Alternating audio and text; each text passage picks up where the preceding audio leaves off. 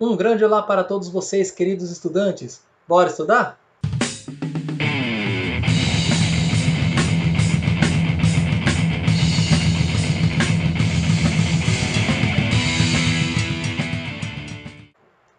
Bom, nosso último vídeo nós fizemos uma pequena introdução sobre a Guerra Fria. Fizemos um resumo bem breve sobre esse período que vai se estender de 1945 a 1991. Alguns historiadores, alguns estudos vão indicar que vai de 1947, 1948 até 1991. Por que nós vamos falar que vai de 1945 e não de 48? Simples, por conta da mostra do poder norte-americano com as bombas atômicas frente à União Soviética, o que já dá início a esse confronto ideológico e armamentista, ok? Mas vamos lá. A Guerra Fria, ela vai começar a mostrar seus primeiros sinais ainda pouco antes da Segunda Guerra Mundial se encerrar. Lá em fevereiro de 1945 acontece a Conferência de Yalta. Essa conferência, ela vai ser a reunião entre presidentes e primeiro-ministro aliados, no caso, Roosevelt dos Estados Unidos, Winston Churchill da Inglaterra e Stalin da União Soviética, onde vai se estabelecer alguns acordos, né? Os países do leste europeu, como Bulgária, Tchecoslováquia, Romênia, Polônia e Hungria, não teriam governos hostis aos soviéticos. Ou seja, não teriam governos que resistiriam hostilmente aos soviéticos. Teriam governos que seriam a favor, que seriam, vamos dizer assim, um pouco mais brandos em relação ao governo da União Soviética. Também foi criado a ONU e também foi discutido sobre a divisão da Alemanha após a guerra em 4 setores, cada um desses setores para um dos aliados: França, Inglaterra, Estados Unidos e União Soviética.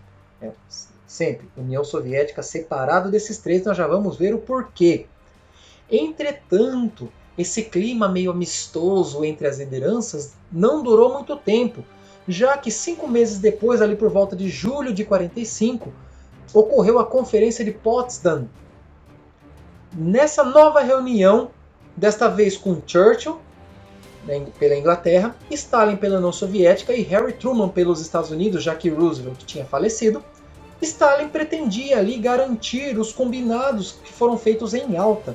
Só que ele não levava agora em consideração que ele não era mais visto como um aliado, e sim como um novo inimigo daqueles aliados. Inglaterra, França e Estados Unidos agora viam a União Soviética como inimigos. E ele fez de tudo para tentar manter os acordos anteriormente tratados, mas vai sofrer algumas baixas nessa nova reunião. E 4 dias após essa conferência, os Estados Unidos lançaram as bombas em Hiroshima e depois em Nagasaki. Com isso, Stalin acabou vendo que, com todo o arsenal soviético reunido, não seria suficiente para peitar os Estados Unidos, não seria suficiente para enfrentar os Estados Unidos, nem por um dia. Tamanho era o poder das bombas atômicas lançadas pelos norte-americanos. Stalin então resolveu romper de vez com os acordos feitos em Yalta e não respeitar os acordos de Potsdam, e passou a exercer um rígido controle sobre o leste europeu. Assim, em março de 46, Churchill, em um de seus discursos, declarou que uma cortina de ferro descia sobre o leste europeu e criticou duramente a União Soviética. Cortina de ferro era uma alusão à divisa, as divisas dos países do leste europeu com o resto da Europa. Ou seja, a partir daquele ponto para o leste, ele via como uma cortina de ferro difícil de transpor, que seria quase que inviável transpor para tentar combater aquele novo inimigo. Começava ali já o embate da Guerra Fria, o comunismo versus o capitalismo. O capitalismo se enxergando como o bonzinho da história e o comunismo como aqueles que oprimiam. E o comunismo invertendo essa máxima. O comunismo era o verdadeiro libertador e o capitalismo era aquele que aprisionava. Já em 1947, mais precisamente em março desse ano, em um discurso, o presidente Truman dos Estados Unidos declara que o mundo estava dividido em 2 blocos: o democrático e livre, liderado pelos Estados Unidos, e o bloco comunista, liderado pela União Soviética.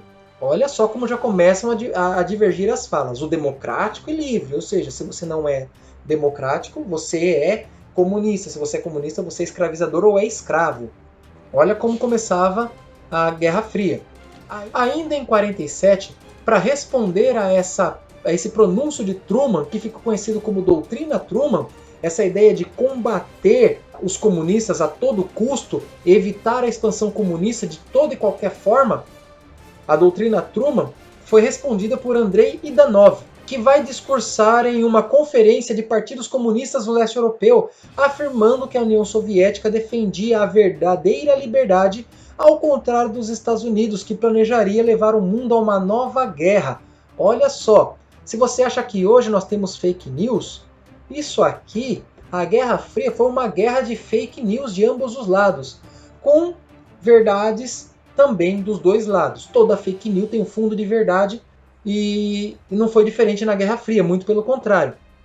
Aqui então se esboçou uma guerra além das palavras, mas algo tornava esse possível confronto desigual. As famosas bombas atômicas. Os Estados Unidos tinham, a União Soviética não. Então o que vai acontecer? Ao final da Segunda Guerra Mundial, tanto um lado, Estados Unidos, quanto o outro, União Soviética, vão correr atrás dos cientistas, tanto alemães quanto japoneses, em busca, interessados em suas tecnologias desenvolvidas durante a guerra. Justamente para, vamos dizer assim, amplificar o poder de destruição e alcance de suas novas armas que passariam a ser produzidas a partir de então. Dessa forma, tanto um lado quanto o outro incorporou essas novas tecnologias nos novos armamentos. As bombas passaram a ser foguetes explosivos, ou seja, não precisavam mais ser lançados de aviões sobre os seus alvos, poderiam ser lançados de longas distâncias, inclusive as próprias bombas atômicas. Essa disputa inicial dessa primeira parte da Guerra Fria é conhecida como corrida armamentista. A corrida armamentista é uma disputa então para ver quem produzia mais e as melhores armas, sempre ameaçando um ao outro. Sempre que um fazia um teste nuclear de um lado, o outro repetia do outro. E cada um desses testes era acompanhado de uma ameaça, seja ela por palavras, seja ela por imagens. Parecia duas crianças brigando para ver quem tem um brinquedo mais legal. Então, é isso que vai acontecer entre Estados Unidos e União Soviética. Uma briga para ver quem tinha mais e melhores armas do que o outro.